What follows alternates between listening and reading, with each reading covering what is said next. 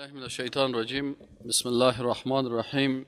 الحمد لله والصلاة والسلام على رسول الله صلى الله عليه وسلم وعلى آله وصحبه أجمعين. أما بعد، الحمد لله ثم الحمد لله ونشكر الله ونوحده. حمد و ثنا و صفت الله را میگیم، شکر الله را میکنیم که الله متعال ما و شما را توفیق داد که در سپاره 19 قرآن در سوره الشعراء برسیم. در قسمت سوره الشعراء، این سوره را وجه تسمیه‌شی است که در این سوره مبارکه بر علاوه از این که قصه سایر موحدین میگن، انسانهای دیندار و یکتاپرست میگن، باز اینجا بیان شاعرها هم هست و شاعرها دو قسم هستند. یکی شاعرای موحد هستند و یکی شاعرای بیدین و مشرک هستند. شاعرای موحد در اسلام خود شخص رسول الله صلی الله علیه و سلم شاعرایی داشت که شاعرای مشرک وقتی که در میدانهای جنگ و در معارک شاعرای مشرک می آمدن و بر ضد مسلمان ها، بر ضد اصحاب رسول الله صلی الله علیه و سلم، بر ضد جهاد، بر ضد شهادت، بر ضد توحید، بر ضد اسلام، اونا وقتی که شعر می گفتن، این شاعرای مسلمان باز میخیستن در مقابل جواب از اینا را میدادن و به توحید الله، به عبادت الله، به دعوت الی الله بازی شعر میگفتن. رسول الله صلی الله علیه و سلم 3 شاعر داشت. یک شاعرش حسان ابن ثابت رضی الله عنه نام داشت، یک شاعرش کعب ابن مالک رضی الله عنه نام داشت، دیگه شاعرش عبدالله ابن رواحه رضی الله عنه بود. این شاعرها بودن که هر کدام از اینا بسیار با زبانی که زبان شعر است که از زبان شمشیر که هم تیزتر بود، به قلب کافرها و به قلب مشرکین ضربه بسیار خطرناک میزد و بسیار سرسختانه از اسلام دفاع میکردن. این در سوره مبارکه درباره شاعرها گفته میشه. و یک تعداد شاعرای دیگه هستن که اینا فاسق هستن، فاجر هستن، مشرک هستن، از طریق شعر مردم به طرف گمراهی میکشند. بعضی سامری وقتی که آمد، ما و شما در سوره‌های قبلی خواندیم قصه سامری را. سامری یک گوساله را ساخت، باز آمد بر از این مردم گفت که او مردم، اما اله، همون معبودی که موسی علیه السلام میگه، اونمو معبود آمده در داخل اینمی گوساله حلول کرده، در داخل از این داخل شده، در داخل از این گوساله داخل شده، پس شما آله بر از این گوساله سجده بکنین. انالو مجسمه یا مطلایی که در بین مردم بود که مردم به مطلا ارزش میدادن، اگر فضا مطلایی که در چشم مردم با ارزش بود، اونم مطلای با ارزش بر از اینا چی ساخت؟ وسیله شرک و کفر ساخت، از او گوساله ساخت و بازو گوساله را که یگان سوراخکا در جور کرده بود که شمال میزد، بازو یگان صدا میبرامد، باز میگه فین العیاذ بالله، خالق متعال که خالق کائنات است، این گوساله داخل شده و این حلول کرده. شاعرای کافر، شاعرای بیدین، شاعرای مشرک، شاعرای خطرناک، خطرشان در اینمی هست که الله متعال میگه که اینا از زبان شعر که زبان شیرین است، مثل طلا واره که در چشم انسان زیبا هست، ای در زبان و در گوش بسیار زیبا می باشه. این شعر الفاظ خوب و اوزان شیریک است. باز شاعرای کفار باز از این شعر استفاده های منفی میکنن، باز در بین از این شعر خود امو اعتقادات حلول و ای که الله متعال علیه بالله ناسوت بود، مثلا عیسی علیه السلام باز به لاهوت مبدل شد، در این انسان مثلا الله داخل شده و بازی از انسان برآمد و به اله مبدل شد. همین اعتقادات حلولی و اعتقادات شرکی و کفری را در میگه. از این خاطر انسان‌های مسلمان هم میگه که شما اساس دینتان قرآن بگیرین، اساس دینتان سنت رسول الله صلی الله علیه و سلم بگیرین. وقتی که در این عقیده‌تان یاد گرفتین، باز وقتی که یک شاعر یک شعر میگه، باز شما میفهمین که این شاعر موحد است، مثل که میگه برگ درختان سبز در نظر هوشیار، هر ورقش دفتر است معرفت کردگار. یک شعر دیگه است میگه آیت توحید بینم بر در و دیوارها، آسمانها کهکشانها ثابت و سیارها. این اشعار وقتی که ما به شما میشنویم میخوانیم، این واقعا شعرهای توحیدی خوب است. اما بعضی از اشعار دیگه است که او اشعار چی است؟ کفری هست، شرکی هست، دعوت به زنا هست، دعوت به الحاد است، دعوت به وحدت الوجود است، دعوت به داخل کردن مثلا العیاذ بالله حلول الله در جسم مخلوقات است. اینی اشعار هم است. الله متعال میگه شما متوجه باشین، بسیاری مردم هست که از پیروی از این شاعرای غاوون میکنن که باز دمی سوره مبارکه میایه. اعوذ بالله من الشیطان الرجیم، بسم الله الرحمن الرحیم. طا سیم میم، طا سیم میم. اراده طا و سین و میم که است چی است؟ حروف مقطعات است. ما جاهل هستیم، معنیش نمیفهمیم. الله اعلم بمراده. این ادب اسلامی هست که انسان هر قدر 19 سپاره قرآن ترجمه و تفسیرش خواندیم، باز هم علم ما در مقابل علم الله عالم است و ما جاهل هستیم. الله عالم الغیب و الشهاده هست و ما همه قدر میفهمیم که الله بر ما چی کرده؟ داده است. علم الله علم ذاتی هست، علم ما موهوبی هست، یک تحفه است که الله بر ما داده به مو اندازه. از این خاطر در حروف مقطعات میگیم که الله اعلم بمراده، الله مراد از بیشتر میفهمه، ما نمیفهمیم، ما جاهل هستیم در مقابل علم الله. علم ما اصلا هیچ حتی به اندازه یک قطره هم نیست. تلک آیات الکتاب المبین، تلک این است آیات الکتاب المبین، این آیات الکتاب المبین، او کتابی که روشن و واضح هست. حالی که بر شما خوانده میشه ای آیات است، دلایل قدرت الله، دلایل عظمت الله، دلایل توحید، دلایل وحدانیت الله، ای کلش بیان میشه. چون این سوره مکی هست. در سوره های مکی ما و شما میفهمیم غالبا اقسام توحید، دلایل توحید، عظمت الله، رد شرک، ای کلش بیان میشه. دلایل موحدین، قصه های انسان های موحد و رد مشرکین و رد کفر، یا کلش در سوره های همین مکی بیان میشه. لعلک باخع نفسک، یک صفت داشت رسول الله صلی الله علیه و سلم که رسول الله صلی الله علیه و سلم آنقدر دعوت میکرد و آنقدر کسایی که دعوت قبول نمیکردن خسته میشدن که حتی رسول الله صلی الله علیه و سرش بسیار فشار میامد، دپریشن میامد، سختی میامد. الله متعال میگه لعلک شاید تو ای رسول الله صلی الله علیه و سلم باخع هلاک کننده باشی نفسک، نفس خود را، الله یکون مؤمن، ای که این مردم مؤمن نمیشن، ایمان نمیارن. این نشه اگر ما بخواهیم نازل میکنیم علیهم بالایشان من السماء آیتا، از آسمان یک نشانه ای را، فظلت اعناقهم، باز چی میشه؟ باز پست میشود. به چی؟ اعناقهم، گردنهایشان، لها، بمی آیات ما، دلایل ما، خاضعین، اما تو بسیار به خضوع و خم شده. الله متعال میگه اگر ما میخواستیم که اینا را به زور مسلمان بسازیم، تو یک چیز را میآوردیم که کلش هم تو خودش هم در یک لحظه هم تو ذلیل میشدن، خودم انداختن. لکن این چی است؟ دار امتحان است. ما بر از اینا چی دادیم؟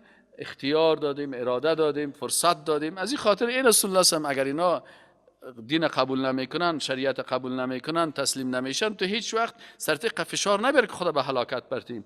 و ما یاتیهم من ذکر من الرحمن محدث، و ما یاتیهم، و نمیایه بر زمین مردمای بیدین، من ذکر، کدام حکم، کدام آیتی از قرآن، کدام نصیحت من الرحمن، از جانب الله رحمان، محدث که حکم جدید باشه، الا كانوا عنه معرضین، مگر ای که اینا از او اعراض میکنن. چرا این قانون آمد؟ چرا این حکم آمد؟ فقط کذبوا، یقینا که اینا تکذیب کردن. فسیاتیهم انباء ما كانوا به یستهزئون، باز بر از اینا فسیاتیهم، بس زود است که بیاید برشان، انباء و خبرهای ما كانوا به یستهزئون، به آنچه که اونا استهزاء و خنده میکردن و مسخرگی میکردن. اولم یروا الی الارض، اگر اینا عقل می داشتن دلایل قدرت الله در پیش رویشان در زمین است. اولم یروا، چرا نظر نمیکنن الی الارض، به طرف زمین، کم انبتنا فیها، که چقدر ما رویانیدیم در آن، من کل زوج کریم، از هر نباتی که اونا بسیار چی دارن؟ زوج مذکر و مؤنث دارن. نمی هم آیات قرآن است که علما در اعجاز علمی زراعی قرآن ایره بیان میکنن. علمای متخصص زراعت کشف کردن که تمام نباتات که هست مثل حیوانات واره مذکر و مؤنث دارن، توالد و تناسل دارن. اینا کشف کردن. این قرآن عظیم‌الشان او وقتی که این مردم در علم زراعت نمیفهمیدن، الله متعال بیان کرد برشان. ان فی ذلک لآیه، یقینا که در اینمی خلقت نباتات یک دلیل بزرگی از قدرت الله هست. و ما کان اکثرهم مؤمنین، و اکثریت از آن نیستن مؤمن. و ان ربک، و یقینا که رب تو له العزیز الرحیم، او ذات العزیز بسیار غالب، الرحیم بسیار مهربان. یعنی در حالی که غالب است دشمنای خود میتونه کمرش بشکرانه، لکن مهربان است بر زمین دشمنای خود هم فرصت میده و هم نعمت ها را برشان میده. و اذ نادى ربک موسی، و یاد کن تنهای رسول الله صلی الله علیه و سلم این قصه های پیغمبر به خاطر تثبیت قلب رسول الله صلی الله علیه و سلم و قلب هر مؤمن موحد است. میگه ببینید این سختی ها سر کل پیغمبرات تیر شده، سر هر مؤمن موحد، سر هر امت حقیقی اسلام این سختی ها آمده است، اما الله نتیجه شبا سایل کنین که موحدین کامیاب میشن و مشرکین هلاک میشن. این از جمله از این موحدین یکیش موسی علیه السلام است. و اذ نادى ربک، وقتی که ندا کرد ربک موسی، موسی به موسی علیه السلام ان ائت القوم الظالمین، که برو به قوم چی؟ به نزد قومی که اینا ظالم هستن، مشرک هستن، کافر هستن، قوم فرعون، اینا قوم فرعون هستن. الا یتقون، آیا نمیترسن؟ چرا نمیترسن؟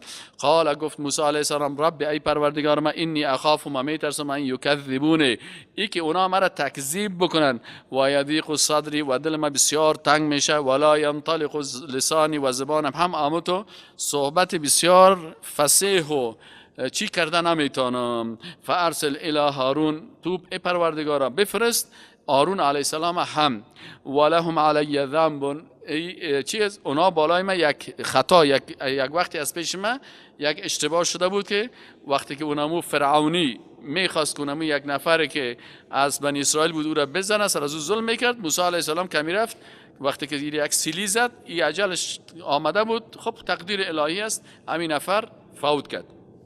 الله موسی علیه السلام میگه که یا الله اینا بالای ما یک اشتباهی را اونمو را بالای ما دارن، فاخاف ان یقتلونی، اینجا یقتلونی و چی است؟ این نون که کسره داره این دلالت به چی میکنه؟ حذف یای متکلم میکنه، یعنی اخاف، و پس من میترسم ان یقتلونی، ای که اینا به قتل برسان مرا، بگوین که تو نفر قتل کرده بودی، آل مرا بگوید تو را قتل میکنیم. قال کلا، الله متعال گفت که نه، چنین نیست.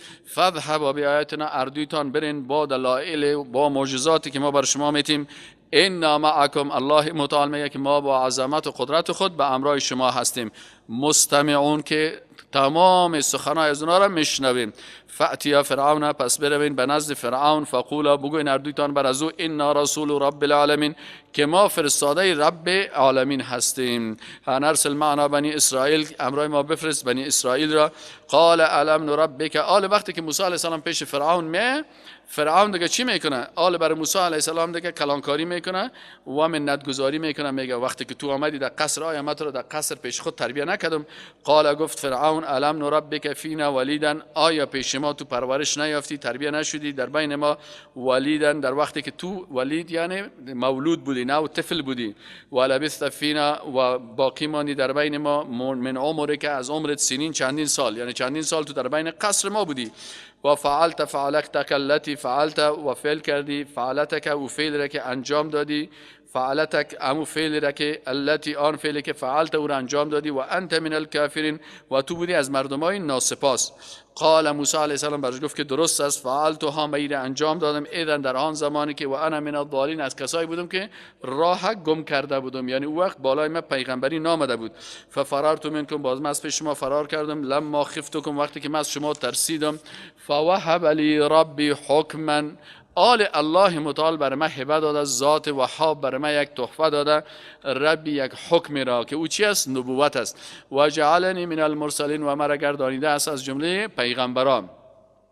و تلک نعمت تمنها علی، تو این نعمت سر من، این نعمت که مرا در خانه پرورش دادی، این خود نعمت تو نیست که تو این نعمت سر من چیز میکنی، این قدرت الله هست که مرا در خانه تو دشمن کلان کرد. تو خو بنی اسرائیل کشته میرفتی، میگفتی که بچه‌هایشان بکش، دخترایشان نگاه کو، تو خو پلان قتل ما کرده بودی. تو اگه میفهمیدی که من از بنی اسرائیل هستم، تو خو مرا قتل میکردی. این خو نعمت الله بود.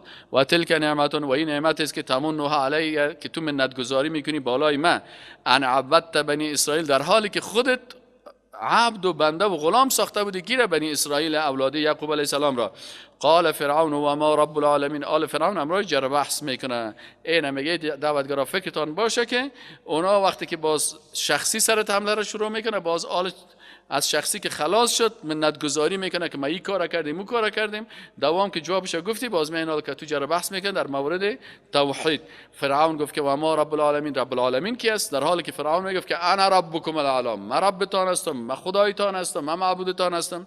قال رب السماوات والارض، موسی علیه السلام گفت رب ما اونمو کسی است که آسمان ها را خلق کرده و الارض و زمین خلق کرده و ما بینهما، زمین و آسمان خلق کرده. تو بیچاره چی کردن میتونی؟ تو خیلی چیز کردن نمیتونی. خود فرعون تا وقتی که موسی علیه السلام نگفته بود خودش اشتک نداشت. تو یک دونه اولاد خودت نداشتی؟ ها؟ تو آمدی حالا گپ میزنی ان کنتم موقنین، اگر شما یقین دارین. قال لمن حوله الا تستمعون، آل فرعون برای اطرافیای خود چی میگه؟ گوش میکنن، میبینین که چه کتا کتا گپ میزنه. آل ربوبیت ما را قبول نداره، میگه که ربتان رب عالمین است، رب آسمان و زمین است. قال موسی علیه السلام که سنال بعضی اوقات وقتی که فرعون به طرف از او گفت که گوش نمیگیرن، یک قسم عادت مردمای بیدین همی است که وقتی که گپ دعوت شد بازی خندگک میکنه و پرزگک میگه و فکایی میگه. دعوتگر همه خیلی قسم تحت چی بیاره؟ احساسات بیاره، این احساساتی بسازه. موسی علیه السلام چون دعوتگر است که الله متعال او را فرستاده و پیغمبر اولوالعزم است، میفهمید که این میخواد که از این مجلس برش خندی تیر بکنه و مرا احساساتی بسازه. موسی علیه السلام پشت از این گپش رای نزد، دلایل خود هنوز گفته رفت. قال موسی علیه السلام گفت که ربکم، رب شما، خالق شما، روزی دهنده شما، زنده کننده شما، و رب آبائکم، اونو را من عبادت میکنم که هم رب شما هست و رب آبائکم الاولین. تو هیچ وجود نداشتی، رب پروردگار پدران قبلی شما بود، اونا را که خلق کرده بود. آل باز سعی که فرعون باز گپ دور میته، میخواد یک چی پرته، باز در مسخرگی و در لودگی پرته. قال ان رسولکم الذی ارسل الیکم لمجنون، گفت ان رسولکم، این رسولی که بر شما ارسل الیکم فرستاده شده بر شما، لمجنون، این دیوانه هست. همیش فکرتان باشه که در مجالس دعوت با سر خودت شروع میکنه. مثلا یک نفر دعوت میکنی باز تو میگه این لنگی چرا سیاست، چرا سفید نزدی، این ریشت چرا کمک است، چرا این قسمت جور نکردی، خالتره چی که ماروسی میکنی یا دعوت کار داری، التره به قواری ما چی قسمت یا این قسمت، ها این گپا رو خسرم از ما پرسان کنم تو چی. این من تو چی میکنه، این انتقادا رو شروع میکنه که قواری چرا تو است، که مثلا بینی چرا تو است، که مثلا تو دیوانه هستی، که تو تروریست هستی، که تو اکستریمیست هستی، تو شما افراطیت میکنن. این گپا رو میزنن. از این خاطر الله متعال میگه این دیدی این عادت فرعون و فرعون صفاتاست، این عادت رو می داشته باشن، شما متاثر نشین. قال ان رسولکم الذی ارسل الیکم لمجنون، این کی گفت؟ فرعون گفت. باز موسی علیه السلام چی میکنه؟ موسی علیه السلام با اونمون شخصیت دعوتگارانه متعادل خود، نرم است، آرام است و خاموش است. برش گفت که درست است، انتقاداتی که تو قبلا سر من داشتی، اگر ما کدام سابق اشتباه کردیم، وقت ما سرم کم بود، بالایم وحی نامده بود، درست است از پیشیم کدام اشتباه شده، او را الله ببخشه. آل ربی اگر بزن. فرعون باز شروع کرد تو دیوان هستی، در حالی که چند وقت پیش امی فرعون را بچه خود میگفت، به نام شهزاده بود. موسی علیه السلام شهزاده قصر بود، متوجه هستین؟ آل شهزاده قصر کست تا دیروز شهزاده میگه، حالا که توحید میگه وقت سر او اگر نه فرعون دیگه که میگه که شهزاده هستی، بزرگ است و کل مردم احترام ازیره میکنه و بزرگ میگرده، این حالا که توحید مسئله شد بازور میگه تو دیوانه هستی. فکرتان باشه که مردمای بیدین ولو که پدرتان باشه سرتون ریشخند میزنه، سرتون نامای عجیب و غریب میمانه. از این خاطر متاثر نشی. حالا موسی علیه السلام چی میکنه؟ این که برش میگه تو دیوانه هستی، خیلی موسی علیه السلام بخیزه بگه خودت دیوانه هستی، پدرت دیوانه است، تو احمق نیستی، چطور هستی؟ موسی علیه السلام با بسیار توازن و تعادل فکری، صاحب فکر است، صاحب پیام است، صاحب اندیشه است. موسی علیه السلام برای چی میگه؟ باز دلیل برش میگه رب المشرق والمغرب و ما بینهما. هنوز هم موسی علیه السلام برای توحید بیان میکنه، وحدانیت الله را، ربوبیت الله برش بیان میکنه که فرعون و اطرافیاش قناعت بکنه که این فرعون این معبود نیست، یک مخلوق است. الله میگه قال گفت موسی علیه السلام رب المشرق، رب که ما او را عبادت میکنم، کی است؟ رب المشرق، رب است که مشرق خلق کرده و المغرب و مغرب خلق کرده و ما بینهما، آن چیزی که در بین شرق و غرب است. این کنتم تعقلون، اگر شما واقعا عقل دارین، سیز مرد دیوانه میگین، اما اگر شما عقل دارین اونو پروردگار رو عبادت بکنین که او چی است؟ خالق آسمان ها و زمین و شرق و غرب است. قال یک دفعه فرعون دیگه دلیل گفته نتونست. باز دیگه چی میکنن دشمنای اسلام؟ مردمای بیدین عادت دارن وقتی که زورشان نرسید باز میگه که آل دیگه خیلی ما دیگه تو را لط میکنیم، میزنیم تا گپ نزنی دیگه، چوب باش، اگر رای ما را ترک کنی باز دیگه زدن است، بندی کردن است. قال لئن اتخذت الها غیری، گفت فرعون لئن اتخذت، اگر گرفتی ای موسی علیه السلام گفت الها معبودی بگیری غیری بغیر از من، لاجعلنک من المسجونین، مت را در زندان میپرتم. این زندان انداختن عادت فرعونی ها هست. باز میگه من در زندان میبرم تا بستیت میگیرم که زنجیرا. قال موسی علیه السلام در قصه یختارش نمیشه، انسان موحد دلایل خدا گفته میره. قال موسی علیه السلام گفت اولو جئتک بشیء مبین، اگر برات یک چیزی بسیار آشکار بیارم که تو را قناعت بده که من نه ساحر هستم نه جادوگر هستم نه کدام غلط هستم. قال فأت به ان كنت من الصادقین، گفت فرعون که بیار ان كنت من الصادقین، اگر تو از جمله رازگویا هستی. القى عصاه، موسی علیه السلام عصای خود انداخت، فاذا هی ثعبان مبین، وقتی که عصا را انداخت یک دفعه عصای ازی به یک مار یا اژدار آشکارا مبدل شد که کلگی میدیدن. و نزع یده، و دست خود کشید، فاذا هی بیضاء للناظر، دید که دستش یک روشنی خاص میتر روشن است برای کسایی که میبینن. وقتی که دید که والا سبحان الله این دو دلیل قوی دیگه را آورد. قال للملأ حوله، گفت برای کسانی که امو اطرافیانش ملأ، امو رهبرا و جنرالا و امو سیاست مدارایی که در حولش در اطراف عزیز، ان هذا لساحر علیم، گفتن اوهو این برام یک گپ دیگه پیدا کرد، این خیلی ساحر است، ساحر علیم، خوب جادوگر دانشمند است. یرید ان یخرجکم من ارضکم بسحره، گفت این میخواد که خارج بکنه شما را من ارضکم از سرزمینتان به سحری. فماذا تأمرون، شما چی امر میکنین؟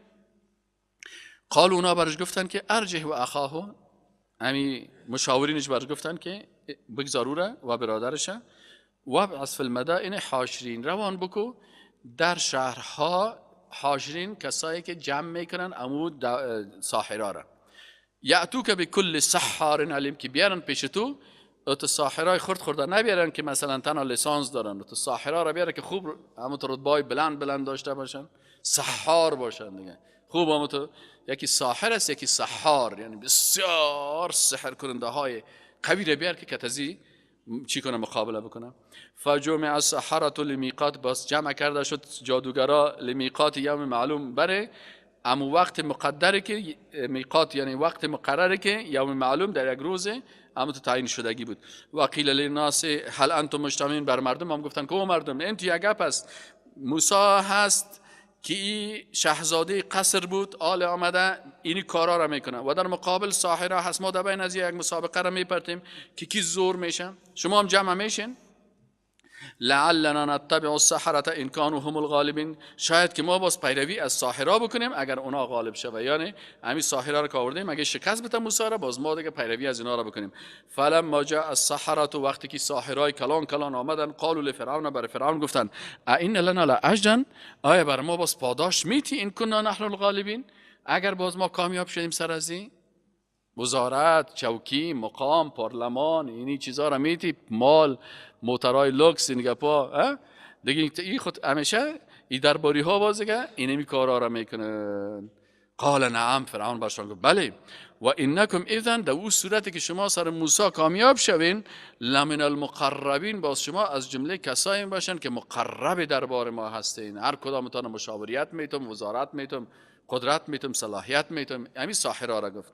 قال لهم موسی، آل دیگه مجلس شروع شد، برشان گفت موسی علیه السلام القوا ما انتم ملقون، پرتین هر چیزی که سحر شما دارین. فالقوا حبالهم، اینا انداختن ریسمانهای خود را، و عصیهم، و عمو چی را، عصاهای خود را، و گفتن آل دیگه یا چی میگن، ایوازی که بسم الله بگن، گفتن به عزت فرعون، و قالو، گفتن امی ساحران به عزت فرعون، به نام و عزت فرعون، انا لنحن الغالبین، قسم میخوریم به عزت فرعون که چی از انا لنحن الغالبین، ما که هستیم غالب میشیم. فالقا موسی، پس انداخت موسی علیه السلام عصاه، یعنی هر پیغمبر که هست در اونمو عصرش معجزه‌ای ده میاره که در اونجا اونا دمو چیز بسیار قوی باشه تا که امو چیز شکست بدن. در این عصر جادوگرا هست. آل موسی علیه السلام در مقابل از اینا ضد جادو چیز را میاره، عصای را، که آل یا تسلیم شوند. فالقا موسی عصاه، موسی علیه السلام انداخت عصای خود را، فاذا هی تلقف ما یأفکون. امی عصای موسی علیه السلام که شکل اژدها را گرفت، این برده میرفت، قرد کده میرفت. تلقفو یعنی خورده میرفت و قرد کده میرفت. ما یفکون، آنچه که اونا ساخته بودن، تمام همین سحرای از اینا را خورده رفت. این که سحرا را، جادوهای از اینا را خورد، ساحرا خود در سحر سحار بودن، بسیار ساحرای کلان کلان بودن. اونا به حساب علم سحر خود فهمیدن که این قسمی جادو وجود نداره که یک جادو بخیزه جادوی دیگر را بخوره. این جادو نیست. یا به اساس علم خود ولو که علم غلط است فهمیدن که موسی علیه السلام به حق است، این جادوگر نیست. چرا این کار ما 80 سال 90 سال 100 سال این کار کردیم؟ این کار جادو نیست. وقتی کار جادو نیست یا چی شدن؟ همین جادوگرها حال مسلمان میشن. سبحان الله. کلشان صدا کردن که لا اله الا الله موسی کلیم الله، صدا کردن که ما ایمان آوردیم. فالقی السحرة ساجدین، یک دفعه میگن افتادن از سحر جادوگرها ساجدین، سجده کنان، به الله سجده کردن. قالو گفتن آمنا برب العالمین، ما ایمان آوردیم به رب العالمین، رب موسی و هارون، ما ایمان آوردیم به امون ربی که موسی علیه السلام بیان میکرد، خالق، روزی دهنده، شفا دهنده. رب موسی علیه السلام و رب هارون علیه السلام، به رب از اینا، به خالق یکتا ما ایمان آوردیم. آل فرعون اگر انسان مخگول می بود پیشتر خو اگر گفت که جادوگرا ببره، خب باز ما دیگه بسیار خوش میشیم، مقام میدیم. آل جادوگرا برش گفت که با وجود از که تو بر ما تمام امتیازات دادی، آل ما حق بیان میکنیم. پس این آل فرعون حقش بود که تسلیم شوه یا نه؟ کافر چند قسم است؟ یکی کافر است که او جاهل است، حق برش بیان بکنی تسلیم حق میشه. از این خاطر بسیاری کساست نمیفهمن وقتی که دین برشان آسانی کلمه میخوانن. امیال بسیار در اروپا و در امریکا و در کشورهای دیگه آسیایی سعی کنی مردم مسلمان شده میره. بعضی کساست که کفرش عنادی هست، 100 دلیل هم که برش بیاری میگه من قبول ندارم. آل فرعون که است اگر به کفرش یا دلیل میدادن بازیارا خوش داشت، چوکیان میداد، پیسان میداد، مقام میداد. آل که برش حق میگه یک دفعه خیز در مقابل از اینا چی میگه آل فرعون؟ قال آمنتم له قبل ان آذن لكم، شما بر از او ایمان آوردین پیش از اینکه ما براتون اجازه بدم؟ شما خود نفرای ما بودین، شما را خود چوکی میدادم، قدرت میدادم، نفرای ما بودین، من شما را جمع کرده بودم، شما آمدین پیش از اینکه از ما اجازه بگین به او ایمان آوردین؟ انه لکبیرکم الذی علمکم السحر. این اثر از یام تومت کرد، گفت که نه این فرعون بزرگ شما هست، در حالی که موسی این بزرگ شما، در حالی که موسی علیه السلام جوان 30 ساله 32 ساله و این ساحره 80 ساله 90 ساله، گفت این جوان که استاد شما هست. انا لله و انا الیه. انه لکبیرکم الذی علمکم السحر، اینمی هم بزرگ شماست که شما را تعلیم سحر دادن. فلسوف تعلمون، زود آل دیگه باز میفهمین. لاقطعن ایدیکم، ما قطع میکنم. آل دیگه فرعون دیگه این مردمای بیدین و کافر کس این باز بندوازه، از خود بیگانه و دوست و دشمن نیست، هر کس که مخالف مزاجش بود او رو دیگه زده میره. بعضی مردم هست نه والا صاحب این ما را میزنه فقط نه، او هر کسی که دمی چوکی یکش شور داد فهمیدی او ایمان به چوکی آورده. هر کسی که چوکیش شور داد پشت از این نمیگه که تو کی هستی، حتی بچه خود، فامیل خود، خانواده خود میکشه. آلی گفت که این لاقطعن ایدیکم، ما قطع میکنم دستایتان را و ارجلکم و پاهایتان را من خلاف، برخلاف یک دیگر، یک دست و یک پایتانه، دست راست پای چپ، دست چپ پای راست، قطع میکنم. من خلاف ولا اصلبنکم اجمعین، کلتان در صلیب بیزان میکنم. صلیب می یک قسم جمع واره جور میکنن، کاله صلیبی ها هم صلیب جور میکنن، به او این قسمی عبادت میکنن. بازی یک دست شده ای یک دست سرشان گفتم می بیزانتان میکنم. لا اصلبنکم، شما را کلتان همونجا بازی که دست پایتان قطع کردم دم صلیب بیزانتان میکنم، یا دم درخت ها بیزانتان میکنم که اما خونتان بریزه و بریزه و بریزه تا که بمرین. قالوا لا ضیر. آل سکن الله متعال میگه انسان مسلمانه که مسلمان حقیقی باشه، با فهم و با درک حقیقت درک بکنه، باز از این چیزا نمیترسن. قالوا گفتن اینا لا ضیر، هیچ پروا نداره، انا الی ربنا منقلبون، تو اگه ما را بکشیم ما کجا میریم؟ به طرف پروردگار خود میرویم. انا نطمع، ما امیدوار هستیم، ان یغفر لنا ربنا خطایانا، که الله مغفرت بکنه بر ما گناههای قبلی ما را. ان كنا اول المؤمنان، به ای که ما اولین مؤمنان هستیم، به خاطر که ما اولین کسانی هستیم که در مقابل تو به موسی علیه السلام ایمان آوردیم، دیگه ما امیدوار هستیم که الله متعال ما را ببخشه. این برای این الله متعال چی شد؟ این مردم الله متعال را توفیق داد، در نیم ساعت مسلمان شدن، در نیم سال صحابی موسی علیه السلام شدن، در نیم ساعت به شهادت رسیدن و در نیم ساعت نامایشان در قرآن عظیم الشان اینا ذکر شد. و اوحینا الی موسی، و الله متعال میگه باز ما وحی فرستادیم به موسی علیه السلام ان اسری به عبادی که شب ببر بنده های مرا، انکم یقینا که شما متبعون، شما هم تعقیب میشین، فرار کنین. فارسل فرعون فی المدائن حاشرین، بعد از فرعون میگه باز روان کرد در شهرها جمع میکرد، حال دیگه چی نه عسکر و لشکر جمع کرده میره دیگه، جمع کرده میره. انها اولای لشرذمه قلیلین، میگفت که این کسایی که هستن امی بنی اسرائیل که کت موسی علیه السلام هستن، اینا که هستن میگفتن چی هستن؟ لشرذمه انها اولای امی کسانی که همراه موسی علیه السلام هستن، لشرذمه یک گروه هستن، قلیلون بسیار اندک و کم، و انهم لنا لغائظون، اینمی مردم ها کسایی هستن که ما را در خشم میارن. و انا لجمیع حاضرون، ما همه که هستیم خوب مسلح هستیم، خوب قوت داریم، خوب سلاح داریم، خوب امکانات داریم. فاخرجناهم من جنات و عیون، الله متعال میگه باز اینا را ما خارج کردیم از باغها و از چشمه هایشان، و کنوز، از خزانهایی که داشتن، و مقام کریم، از منزلها و خوبی که داشتن. کذالک این چنین، و اورثناها بنی اسرائیل، کل از این ما به ارث دادیم به کی؟ بنی اسرائیل، کل چیز ماند به بنی اسرائیل. فاتبعوهم مشرقین، چه قسمی شد که کلش بنی اسرائیل گرفت؟ میگه فاتبعوهم، پس یا تعقیب کردن امی فرعونی ها اولاده یعقوب علیه السلام، کسایی که همراه موسی علیه السلام بودن، مشرقین در وقت شروق آفتاب، یعنی وقتی که اشراق میگن، یعنی وقتی آفتاب برآمد. فلما ترى الجمعان، وقتی که دیدن دو گروه یکی دیگه خودن، قال اصحاب موسی، کسایی که همراه موسی همراه بودن، روان بودن، بر موسی علیه السلام گفتن که انا لمدرکون، اوف لمدرکون، اوه ما ولا دزگیر شدیم، درک کردن، یافتن ما را. قال موسی علیه السلام گفت کلا، چنین نیست، ان معی ربی، به امرای من رب ما هست، نترسین، سیهدین، او بر من راهنمایی میکنه. فاوحینا الی موسی، الله متعال میگه فورا وحی فرستادیم به موسی علیه السلام ان اضرب بعصاک البحر، یا که رفتن از پشت سر از یا لشکر فرعون آمد، دادم روی از یا بحر آمد، اینا گفتن خلاص دستگیر شدیم، تباه شدیم، اینا گرفت ما را. الله متعال میگه که وحی کردیم با قدرت عظمت خود به موسی علیه السلام ان اضرب بعصاک البحر، که بزن با عصایت بحر را. فانفلق، پس پاره شد، فکان کل فرق، پس هر قسمت از این کالطود العظیم، مثل یک کوه رمی آب استاد می شدن توته. و ازلفنا ثم الاخرین، و ازلفنا، و نزدیک کردیم ثم آنجا الاخرین، دیگرها را، و دیگرها هم دیگه وقتی کنار دیدن که داخل بحر میشه، وارم الله متعال میگه نزدیک ساخته رفتیم. و انجینا، و نجات دادیم موسی علیه السلام را، و من معه، و کسانی که همراه موسی علیه السلام بودن، اجمعین تمامی. ثم اغرقنا الاخرین، باز غرق کردیم امی آخرین کسایی که لشکر فرعون را. ان فی ذلک لآیه، یقینا که در اینمی لآیه، دلیل هست به قدرت الله متعال. و ما کان اکثر مؤمنین، و نبودن اکثریت از اینا مؤمن. و ان ربک لهو العزیز الرحیم، و یقینا که رب تو که العزیز و بسیار غالب است، الرحیم و مهربان است. واتلو علیهم نبأ ابراهیم، ای بود قصه یک نفر موحد در مقابلش لشکر شرک و الحاد، و الله متعال ببینید که نتیجه چی ساخت، که اونمو ظالم و ملحد از بین برد و موحدین الله متعال نجات داد.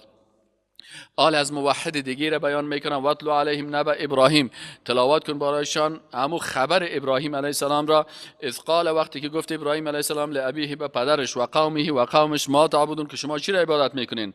قالوا نعبد اصناما، گفت ما عبادت میکنیم بتها را، فنظل لها عاکفین، همیشه میباشیم بر از اینا چی؟ نشسته و معتکف. قال هل یسمعونکم، ابراهیم علیه السلام دلیل عقلی برشان گفت آی بتها میشنوه سخنای شما را؟ اذ تدعون، وقتی که شما دست دعا به بارگاه اینا بلند میکنین. او ینفعونکم، یا بر شما کدام نفع رسانده میتونه، او یضرون، یا کدام ضرر. قالوا، یا دلیل ندارن بت پرستا، وقتی که بت پرست از دلیل بگویی که هیچ کار نمیتونه، میگه قالوا بل وجدنا آبانا، میگه نه ما یافتیم این پدرای خدا، ما دیگه در دین پدرای خدا هستیم، هر چی که پدر ما کرده، دول زده، رقص زده، بی غیرتی کرده، بی ایمانی کرده، بت پرستی کرده، هر لودگی که کرده اونمو ما از کارهای پدرای خدا میکنیم. کذالک یفعلون، ما دیدیم که وای نمی لودگی را میکردن، وای نمی کارا میکردن. قال افرایتم ما کنتم تعبدون، میگه ابراهیم علیه السلام گفت برشان آیا دیدید آنچه که شما عبادت میکنین، انتم و شما و آباؤکم الاقدمون و پدران قدیمی شما، فانهم عدو لی، تمام از اینا امی بت‌ها که هستن دشمنای ما هستن، الا رب العالمین، مگر خلق کننده، روزی دهنده، شفا دهنده عالمیان که او رب پروردگار ما هست. الذی، او ذاتی است که خلقنی، او مرا خلق کرده، فهو یهدین، پس او هدایت میکنه مرا. والذی، او ذاتی را من عبادت میکنم که هو یطعمونی، که مرا طعام میته، و یسقینی، و مرا چی میته؟ آب می نوشانه. و اذا مرضت فهو یشفین، و وقتی که من مریض شوم الله مرا شفا میته. این یک درس بسیار مهم اعتقادی هست. حال بسیاری کساس میگه پیغمبر شفا داده میتونه، ولی شفا داده میتونه، نبی شفا داده میتونه، فلان قبر، فلان بت، فلان درخت. ابراهیم علیه السلام که خودش هم پیغمبر است، اولادایش هم پیغمبر است، و آخرینشان که رسول الله صلی الله علیه و سلم است، ای هم از اولاد ابراهیم علیه السلام. خود ابراهیم علیه السلام میگه که و اذا، و وقتی که من خودم مریض شوم، فهو یشفین، الله مرا شفا میته. من برای کس شفا داده نمیتونم. حالا چرا گپ ابراهیم علیه السلام الله در قرآن ذکر میکنه که شما که در ملت ابراهیم علیه السلام هستین باید عقیده داشته باشین که وقتی مریض میشین الله شفا نصیب میکنه. دکتر دوا میته، اما شفا دهنده کی است؟ الله هست. نه نبی شفا داده میتونه، نه ولی، نه هیچ کسی. چرا ابراهیم علیه السلام میگه نمی عقیده ابراهیم علیه السلام است؟ ابراهیم علیه السلام عقیده داشت که خلق کننده ما الله هست. این توحید ربوبیت است. یطعمنی و یسقین، این هم توحید ربوبیت است که الله رزاق است. و اذا مرضت فهو یشفین، الله شافی الامراض است. این کلش توحید است که ابراهیم علیه السلام بیان میکنه. والذی یمیتنی و ثم یحین، او الله کسی است که مرا میمیرانه باز زنده میکنه. والذی اطمع، و او الله ذاتی است که اطمع، و ما امیدوار هستم، توقع دارم، ان یغفر لی خطیئتی، که مغفرت بکنه اشتباهات مرا، یوم الدین، در روز قیامت. رب، ای رب من، ای پروردگار من، حبل، بتی بر من، حکما، یک حکومتی، و الحقنی بالصالحین، و مرا ملحق بساز و پیوست بساز بالصالحین، با بنده های صالح. واجعل لی لسان الصدق فی الاخرین، و پروردگارا بر من زبان راست بتی در مردم آینده. واجعلنی من ورثة جنت نعیم، و بگردانی پروردگارا مرا وارث جنت نعیم. یعنی ببین پیغمبر که هست در هر چیز به الله محتاج است، مخلوق است. وقتی که پیغمبر که ابراهیم علیه السلام از پیغمبر اولوالعزم است، ببین در زبانش فقط دعا برای کی هست؟ برای الله هست. ربی، توسل میکنه به نام الله که الله هست. میگه ای رب بر من حکم تو بتی، مرا در جمله صالحان تو پیوست بکو. یا الله تو بر من زبان صدق تو نصیب کو. وجعلنی من ورثة جنت نعیم، ای پروردگار تو بر من مرا وارث جنت بگردان که من در جنت نعیم برم. این حال بسیاری مخلوقات است به این وجهی که زبان دعا را به الله باز بکنه به مخلوق باز میکنه، در حالی که خود ابراهیم علیه السلام که ولی الله هست و پدر پیغمبرها هست و خودش پیغمبر اولوالعزم است، به کلش به کی احتیاج است؟ به الله. واغفر لابی، حالا دعا میکنه میگه یا الله مغفرت بکو بین پدر من، انه کان من الضالین، که پدر من هم کس از جمله راهگما هست، راه را گم کرده، گمراه شده. ولا تخزنی، و پروردگار من رسوا نکو یوم یبعثون، در روزی که تو مبعوث میسازی مخلوقات. یعنی ابراهیم علیه السلام میگه، یعنی هر مسلمان باید دعای ابراهیم علیه السلام بکنه که پروردگارم مرا در روز قیامت رسوا نکنی، که اگر انسان گناهایی می داشته باشه و در اونجا رسوا شود باز بسیار سخت است. یوم روز قیامت که لا ینفع، فایده نمیرسانه، مال ولا بنون، نه مال کس به فایدهش میشه، ولا بنون، و نه اولادش. بسیاری کسا که است سر مال خود افتخار میکنن و سر فرزندای خود. اگر مال تو در راه الله مصرف شده باشه باز اون مال حقیقی هست، و اگر فرزندای تو موحد و یکتا پرست باشن بازو به منفعت تو می باشه، این باز باقیات صالحات توست. اما اگر مال و اولاد تو چی باشه؟ اونا کلش در گمراهی مصرف شده باشه و گمراه باشن اولادا، باز هیچ منفعت رسانده نمیتونه. چی خیلی فایده میرسانه در روز قیامت؟ الا من اتى الله بقلب سلیم، مگر کسی به نزد الله بیاید با قلب چی؟ با قلب سالمه که در او شبهات و شهوات جای نداشته باشه. همین دشمنای اسلام که است همیشه میخواد که قلب مسلمان‌ها رو چی کنن؟ ناسالم بسازن. اول شبهات تمام روز تبلیغ میکنن، در مورد الله، در مورد قرآن، در مورد پیغمبر، در مقابل قرآن، در مقابل سنت، در مقابل احادیث، در مقابل علمای اسلام، در کل از این شبهات ایجاد میکنن و همچنان باز شهوات تمام روز نمی چیزایی که جوانا را منحرف بسازن. پس الله متعال چی است؟ ما و شما را نجات بده از این شبهات. الا مگر من کسی که اتی الله بیای به نزد الله به قلب سلیم، با قلب پاک، و ازلفت الجنت و آراسته شده از جنت للمتقین برای متقیان، و برزت الجحیم و ظاهر کرده می شود دوزخ برای کی؟ للغاوین بر مردمای گمراه. و قیل لهم این ما کنتم تعبدون و بر از اینا گفته میشه بر مردمای بیدین که این ما در کجا هستن آن اشخاصی که کنتم شما بودید تعبدون اونا را عبادت میکردین من دون الله و غیر از الله. هل ینصرونکم آیا اونا میتونن شما را نصرت بکنن؟ او ینتصرون یا میتونن که بر شما عوضی و بدله بگیرن؟ فکبکبوا فیها پس یا چی میشن؟ میگه بروی انداخته میشون فیها در امیاتش دوزخ هم خود اینمیا والغاوون و تمام گمراهان و جنود و ابلیس اجمعین تمام لشکر ابلیس باز در اون جماعت بروی انداخته میشن. قالوا و هم فیها یختصمون باز اونا قالو میگویند و هم در حالی که فیها امی مردم امی بیدینا در بین امی عذاب یختصمون با یکی دیگه خود چی میکنن؟ خصومت و جنگ میکنن. تالله این کننا لفی ضلال مبین باز میگه قسم از به الله که ما بودیم لفی ضلال مبین که ما بودیم در گمراهی آشکارا.